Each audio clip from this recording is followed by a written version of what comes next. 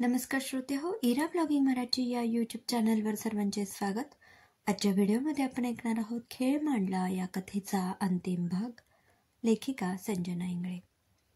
आरोही आणि नकुलच्या सहजीवनाची नवीन सुरुवात झाली होती.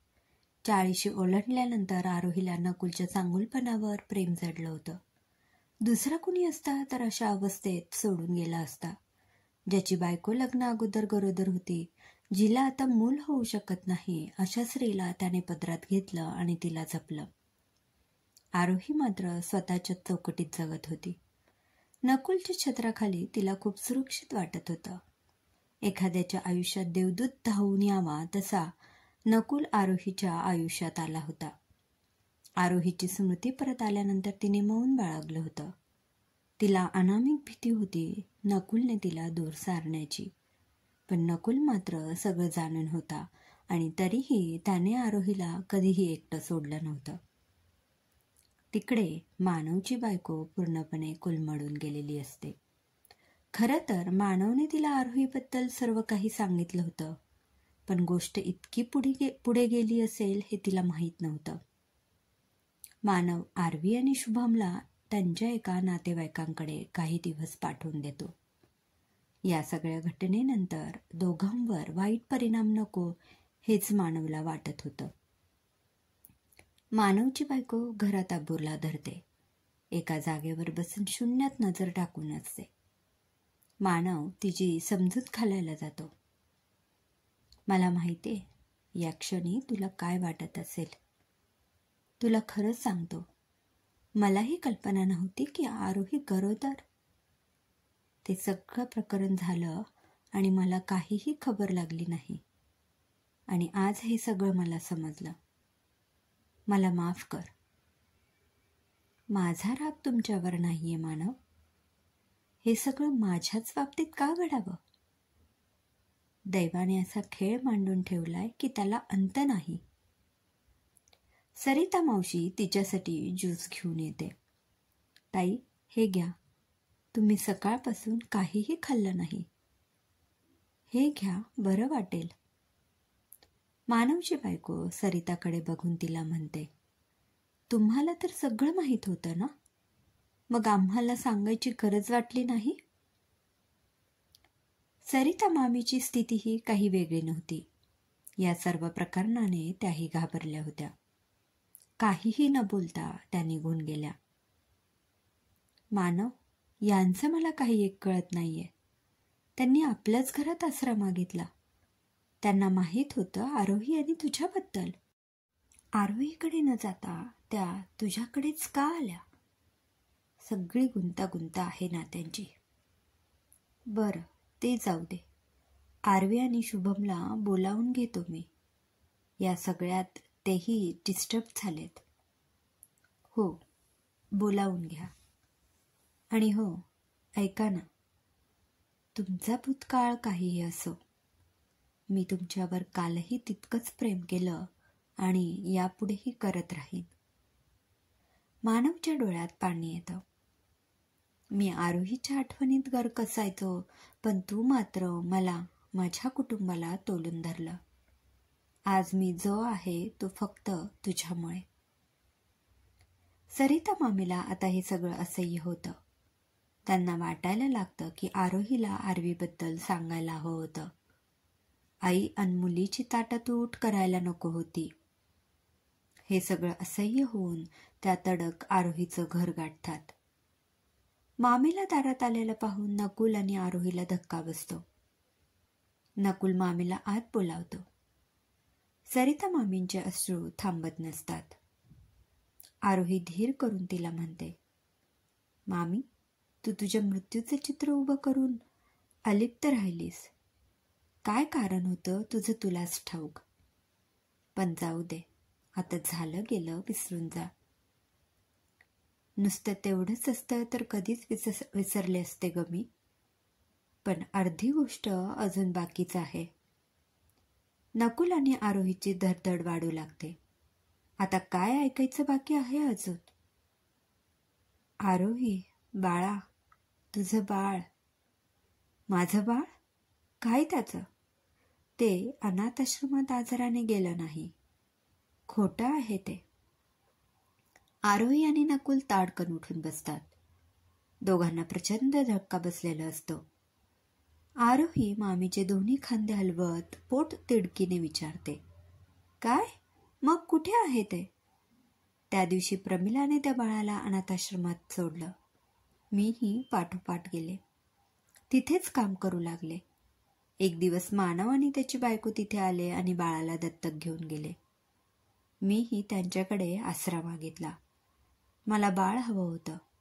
म्हणजे आरवी? हो, आरवी तुझीच मुलगी. तुझी स्मृती गेली होती ग. त्यामुळे प्रमिलाने बाळाला त्याच्या बापाकडे पोहोचवण्याची बरोबर व्यवस्था केली. म्हणजे खुशी माझ्याशी खोटं बोलली? तिला माहीत होतं सगळं? सर्वजण मानवचं घर गाठतात. आरोही आरवी आरवी हाका देऊ लागते. मानव आणि त्याच्या बायकोला कळे ना हे काय चाललंय. आरोही, अगं का ओरडते? मानव, मानव, अरे आरवी, आरवी आपली मुलगी आहे. काय? कसं शक्य आहे? तिला मी दत्तक घेतलं आहे. हो, तू तिला त्याच आश्रमातून दत्तक घेतलं होतं जिथे प्रमिलाने तिला सोडलं. तिच्यासाठी सरिता मामी पाठोपाठ गेली आणि इकडेही आली. मानव आणि आरोही एकमेकांकडे बघून फक्त अश्रू ढाळत बसतात. नियतीच्या विचित्र खेळापुढे दोघेही हतबल होऊन बघत राहतात. तोवर आरवी आणि शुभम घरी आलेले असतात आणि दारातूनच आरवी हे सगळं ऐकते. आपण दत्तक घेतले गेलो आहोत आपल्याच वडिलांकडे, आणि माझी आई आरोही आंटी. हे सगळं तिला समजून घेण्याच्या पलीकडचं होतं. ती सगळं ऐकून खोलीत जाऊन दार लावून घेते. आरोही बाळा, दार उघड. मला काही वेळ एकटं सोडा आणि काळजी करू नका. मी काही जीवाचं बरे वाईट करणार नाहीये. सर्वजण माघारी फिरतात. आता पुढे काय? आरवी मानव आणि आरोहीची मुलगी म्हणून दोघे एकत्र येणार? सरिता मामी धीर करून म्हणते, मानव आणि आरोही या टप्प्यावर तुम्ही मुलीसाठी एकत्र या. नकुल आणि बाईसाहेब, जोडीदार सोडा तुम्ही. मामी काहीही काय बोलताय? नकुलने अर्ध आयुष्य मला सोबत केलीये. माझ्या कठीण काळात त्याने मला सावरलं आहे आणि आज त्याला सोडून मी मानवकडे जाऊ? शक्य नाही. नकुल हळूच डोळ्यांच्या कडा पुसतो. आरोहीला मी वाढवलं आहे. मी आई आहे तिची. माझ्यापासून तिला मी दूर जाऊ देणार नाही. मानवची बायको संतापाने म्हणते. आता आरवीचा हक्क कोणाकडे हा मोठा प्रश्न उद्भवतो. नकुल आरवीसाठी याचना करू लागतो.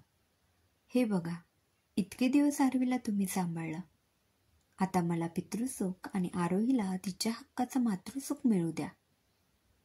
ज्या बाळासाठी नकुलने इतका शोध घेतला होता ते मूल आज डोळ्यासमोर होतं. आता सर्व निर्णय आरवीच्या हातात असतो. काही वेळाने आरवी बाहेर येते.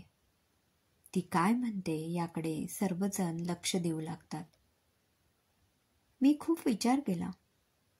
मी दत्तक म्हणून माझ्याच रक्ताच्या वडिलांकडे आली. माझी खरी आई स्मृती नसल्याने माझ्यापासून दूर राहिली. खरं पाहिलं तर या सर्वात कोणाचीही चूक नाहीये. जे झालं ते नशिबाने पदरात टाकलं. आता मी आज एक महत्वाची घोषणा करणार आहे. आरोहीला वाटतं की आरवी आपल्याकडे परत येईल. नकुलला आनंद होतो. मानव आणि त्याची बायको विचार करतात की इतके दिवस आपण हिचे आई वडील बनून राहिलो, असं क्षणात ती दुसरीकडे जाणार नाही. सर्वजण कानात प्राण आणून ऐकतात. इथे जे झालं ते झालं. कोणाचाही दोष नाही यात. मी कुणालाही दोषी मानत नाही. माझ्या खाजगी आयुष्याबद्दल मी एक निर्णय घेतला आहे आणि इथल्या सर्वांना तो मला सांगू वाटतो. मी श्रीरंग सोबत लग्न करायचं ठरवलं आहे. त्याच्या आईवडिलांना मी पसंत आहे. आता तुम्हालाही श्रीरंग आवडला तर पुढच्या महिन्यात लग्न करून अमेरिकेत जायचा विचार आहे आमचा.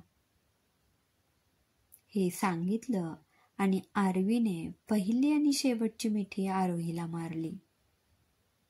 काही क्षणाचं हे सुख आरोहीला पूर्ण मातृत्वाचा आनंद देऊन गेलं. आरवीला समजलं असलं की आरोही आपली आई आहे, तरी आपल्याला खऱ्या अर्थाने मोठं केलेल्या आईला तिने झिडकारलं नाही. तिलाही आरवीने मिठी मारली. सर्वजण आरवीकडे केवळ बघत बसतात. ज्या बाळासाठी द्वंद्व सुरू असतं त्याच्या पंखात आज बळ आलंय. त्याला त्याचं आकाश मिळालंय हे कोणाच्या लक्षातच आलं नाही. मधल्या काळात सर्वजण आईबापासाठी आसुसलेले असले तरी त्याच काळात ते मूल मोठंही होतंय याचं भानच कोणाला राहिलं नव्हतं. आरवी ना आरोहीची झाली ना मानवला तिची आयुष्यभर साथ पुरली. पिल्लांना बळ आलं की ती घरट्याकडे वळून बघत नाहीत. क्षितिजा पलीकडचं आकाश त्यांना खुणावत असतं. ती उडून जातात. पण घरट्यात माघारी राहिलेल्या पक्ष्यांना घरटं तोलून धरणं भाग असतं. याच आशेवर की कधीतरी आपलं पिल्लू थकून भागून घरी येईल तेव्हा घर शाबूत असावं. तीच घरटी शाबूत ठेवण्यासाठी नकुल आणि आरोही माघारी फिरली. आपलं घरटं तोलून धरायला. समाप्त. श्रोते हो, कशी वाटली ही कथा कमेंटमध्ये नक्की कळवा. पुन्हा भेटूया एका नवीन कथेमध्ये. धन्यवाद.